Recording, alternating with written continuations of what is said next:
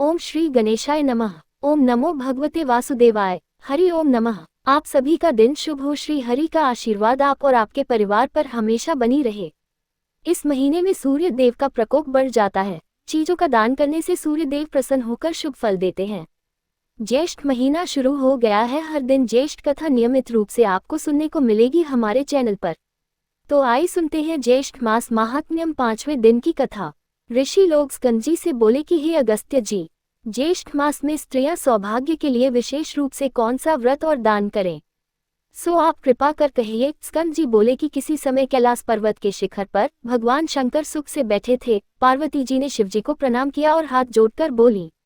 पार्वती जी ने कहा कि हे शिव, हे शंभो, हे जगन्नाथ, हे सर्वज्ञ, हे सुखदायक, मेरे समान ऐश्वर्य सुख सौभाग्य किसी का नहीं है। हे शंकर, यह ऐश्वर्य सुख और सौभाग्य जिस उपाय के द्वारा अक्षय नाश रहित हो, और हे कृपानिधि, आपके साथ अजर अमर होकर रहे। हे प्रभु, जब तप से गर्वित होकर सावित्री ने अपने स्वामी का ग्रह त्यागा और समस्त लोगों को शाप दे दिया, उस समय आपने सावित्री को मना नहीं किया और वह ब्रह्मा से बोली कि हे निर्लज, बकरी के गले में बिना दूध के निरर्थक स्तन के समान तू प्राणों का त्याग कर। इस प्रकार सावित्री के वचन को सुनकर कोप से ब्रह्मा लाल हो गए और बोले कि छह, अरे मूढ़, तू पृथ्वी पर वृक्ष योनि में होकर वास कर। जब देवताओं ने प्रार्थना किया तब ब्रह्मा ने उस शाप से उद्धार कर दिया। इसलिए हे कृपा सिंधु, यदि मेरे ऊपर आपका अनुग्रह है तो उस उपाय को कहिए, क्योंकि स्वर्गलोक में महेंद्र तथा प्रजापति का भी नाश कहाँ है।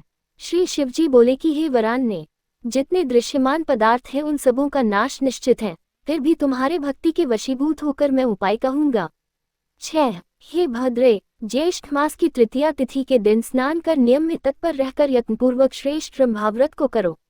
पार्वती बोली कि हे प्रभु, यह रंभा कौन है और समाहित चित होकर रंभाव्रत कैसे करना चाहिए। 9, शिवजी बोले कि हे वरान्य, जब सावित्री को ब्रह्मा ने शाप दिया तब सावित्री जड़ वृक्ष रूप हो गई और वही यह रंभा कदली और कपूर जन्नी नाम से प्रसिद्ध हुई।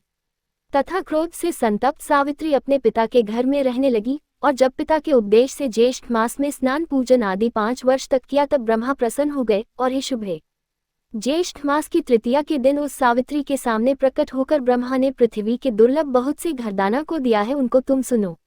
ब्रह्मा ने सावित्री से कहा कि हे शुभे, तुम जगत के कल्याण के लिए अंश से रंभा केला हो जाओ। हे शुचिस्मिते, जो ज्येष्ठ मास में तुम्हारा श्रेष्ठ पूजन करेगी उनका सौभाग्य सुख संपदा क्षय नाशरहित होगा। वाद ब्रह्मा सावित्री के साथ सत्यलोक को चले गए। हे भद्रे, ये सावित्री के शाप का कारण तुमसे कहा।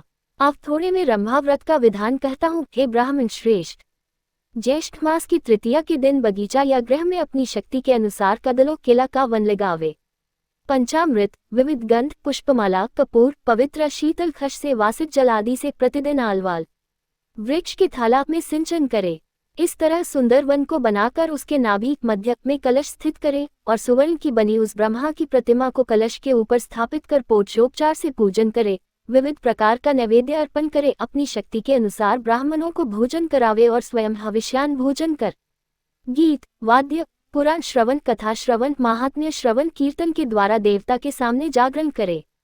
इसी तरह कदलीवन में बैठकर प्रतिदिन पूजन करे। समस्त कामनाओं की इच्छा करने वाले मनुष्य इस तरह मासव्रत को करें।